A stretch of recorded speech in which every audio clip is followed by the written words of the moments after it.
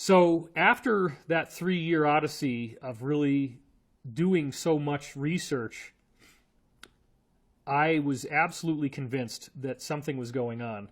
And then along comes this book, The Day After Roswell, giving the testimony of Colonel Philip Corso. And Colonel Philip Corso, who's no longer with us, reported on exactly the same stuff that I'd heard from the NASA guy.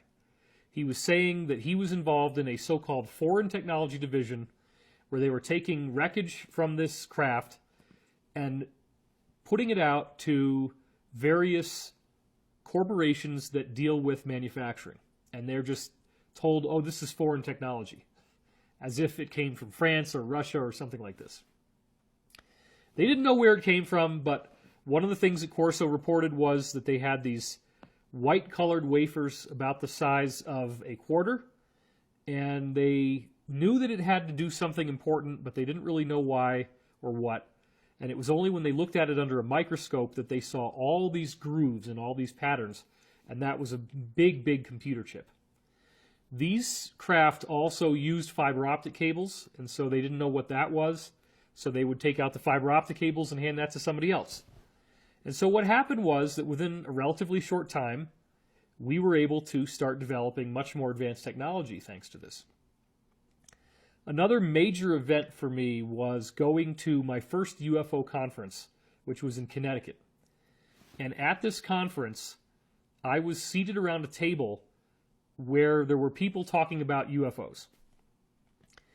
And there was one guy who really needed to stop talking. It was driving me crazy. He had had a sighting, and he wanted to just dominate the whole conversation.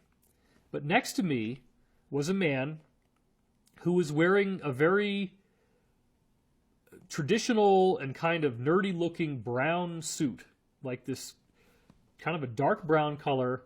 He was bald on the top. He had gray hair going down the sides. He had kind of the horn-rimmed glasses on that bounced on his nose. And this man told me right up front that he worked for Lockheed Martin, that he'd worked for Boeing, all these different defense contractors. And this, by the way, we're now talking 1996 is when this happened. I'm sitting with this guy at this UFO conference, and I had told him about what I'd heard from the college professor, and he was really impressed.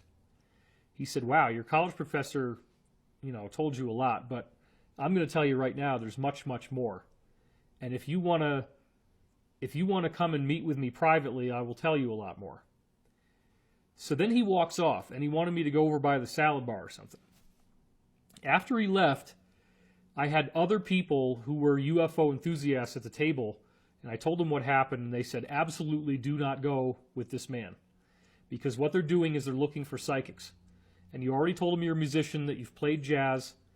And so they've found that people who can play music well are much more apt to be able to do this psychic stuff. They will use you up as a psychic. You'll be barred for life from ever talking about what you learned. And then most people can only handle these jobs for 2 or 3 years, and then they die. And if you try to get out, they'll kill you. So I actually held off, and I didn't meet with the guy, which was really tough for me. And in the meantime, I go out on the internet. Eventually, by 1999, I've got my own website, and I start writing about this stuff, and it attracted a lot of interesting attention. So in 2001, I went to the Disclosure Project event. This was a big, big deal because you have Dr. Stephen Greer, who's put together a team of 39 people who have never come forward, most of them before. And they are saying that they witnessed UFOs, that they have them on. There was one guy who had radar tracings, visible sight from pilots, ground-based observation, and landing traces on the ground, where these craft actually leave footprints in the dirt. For me, I think the most amazing guy who I met at this event, Disclosure Project, was Sergeant Clifford Stone. I sought him out right away, went up to him, because he was claiming that he had actually gone up to craft that had crashed in this crash retrieval unit. And he was the guy who had to interact with the beings when they first we're still alive and we're dying. And apparently what happens is that the being is giving you a telepathic connection to itself, where you feel everything that the being feels. You feel its pain. So if it has a severed leg, it's literally no different than the exact pain of your leg being severed, that you're dying, the fear of your death, all this kind of stuff. And as he's telling me this, you can see tears welling up in his eyes. And in fact, unfortunately, what people don't see online is the next one that happened on May 10th. That's the one I was at. Everybody sees the May 9th one. That's the one in the National Press Club. There was another one on May 10th in a private room, and that was the closed executive summary briefing for VIPs and members of Congress. I sat literally right behind Helen Thomas in her wheelchair. I was in the second row, right up front, because that's what I like to do, is be in the front.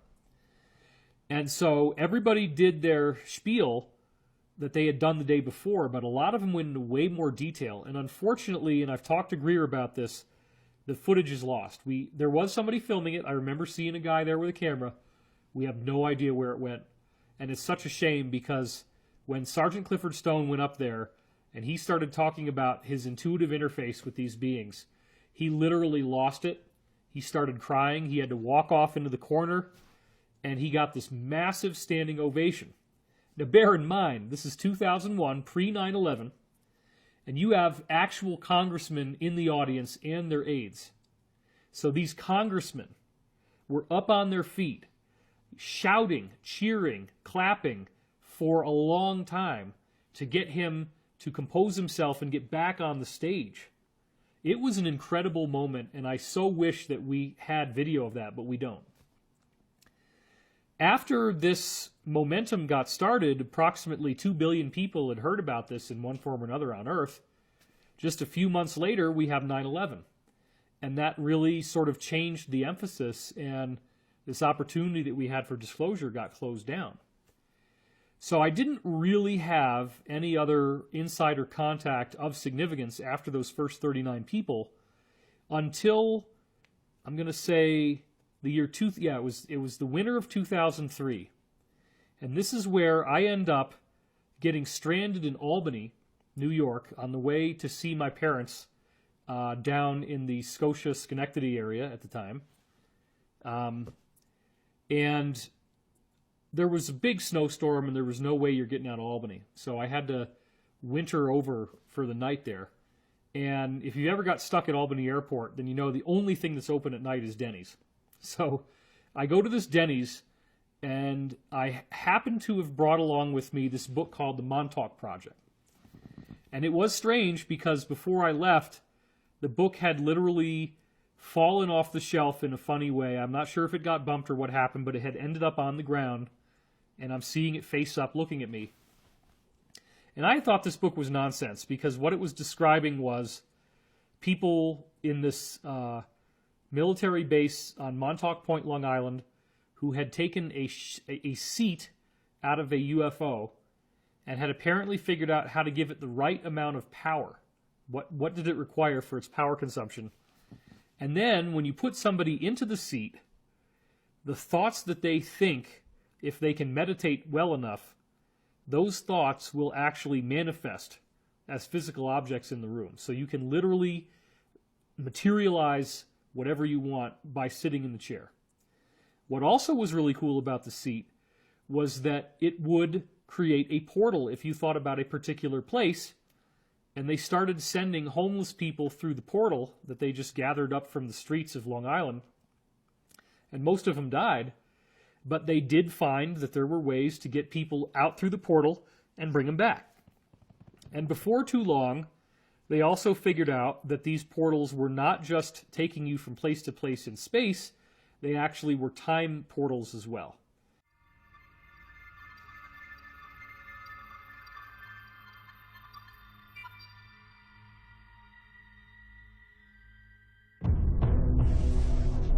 Our differences worldwide would vanish if we were facing an alien threat from outside this world. And yet, I ask you, is not an alien force already among us? The greatest error a thinking person can make is to believe that one particular version of history is absolute fact. History is recorded by a series of observers, none of whom are impartial. RF-4 jets spotted and took photographs of a huge carving in the desert over 1,000 feet across. No tire tracks and no footprints. The Germans had a settlement on the moon, they had a settlement on Mars, and they were doing this as early as 1939. Between the age of 16 and 17 years old, I was transported to the moon, and after 20 years, I was age regressed back in time and then returned to civilian life. Extraterrestrial spacecraft have appeared over nuclear missile installations and have completely powered them down. We put together programs that went all the way out into the galaxy, not just this galaxy. According to some estimates, we cannot track $2.3 trillion in transactions. This money is going into underground military bases and secret space programs with technology far beyond what many of us could even realize.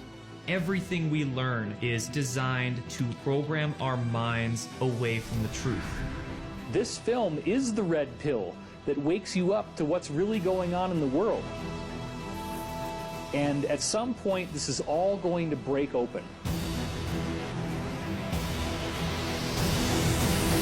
The more you get involved, the more compromised you become. They may actually kill you.